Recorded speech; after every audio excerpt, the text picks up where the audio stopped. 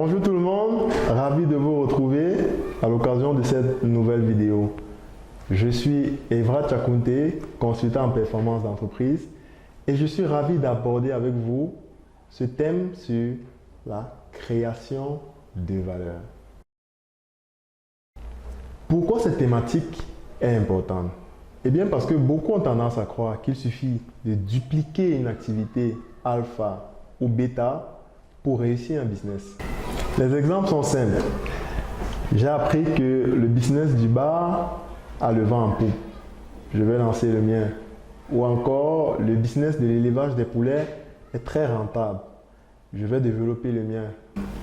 C'est pas mauvais en soi de dupliquer une activité, car tout métier nourrit son homme. Mais qu'est-ce qui va rendre mon bar particulier comparativement aux autres bars?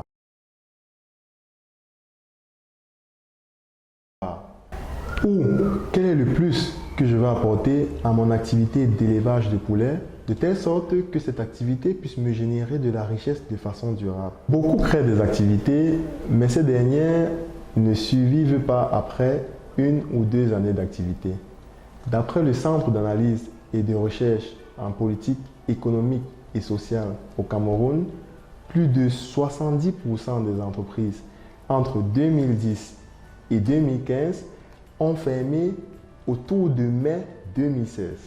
Ce qu'il faut, c'est mettre sur pied, entre autres, un processus de création de valeur en entreprise, puisqu'il va permettre de booster la productivité de l'entreprise et de permettre à cette dernière d'atteindre les résultats espérés au bout d'une période fixée à l'avance. D'abord, pour qui crée-t-on de la valeur en entreprise? On crée de la valeur pour l'ensemble des parties prenantes en entreprise. Autrement dit, tous les acteurs participant de près ou de loin à la vie de l'entreprise. On parle en général des stakeholders. Il s'agit des fournisseurs, des clients, du personnel, etc. Mais comment crée-t-on de la valeur? C'est le deuxième axe. Eh bien, on crée de la valeur en satisfaisant l'ensemble des parties prenantes dont je venais de parler tout à l'heure. Eh bien, c'est là que c'est difficile. Parce qu'il est difficile de satisfaire tout le monde. Mais ce que je vous conseille, déjà, c'est de capitaliser sur 3 axes principaux pour créer de la valeur en entreprise. L'axe finance, parce qu'il faut de l'argent pour financer et faire fonctionner une activité. L'axe client, parce que c'est lui qui génère du chiffre d'affaires en entreprise. Et l'axe ressources humaines, parce qu'il n'y a pas d'activité sans homme.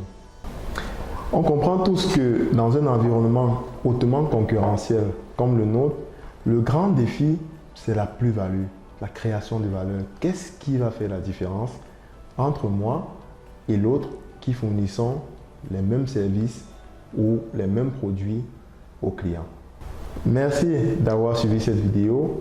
Je vous invite à vous abonner à ma page, à mettre le pouce si vous avez liké cette vidéo, mais surtout à cliquer sur la cloche de notification pour suivre en continu toutes les vidéos que nous allons mettre à votre disposition.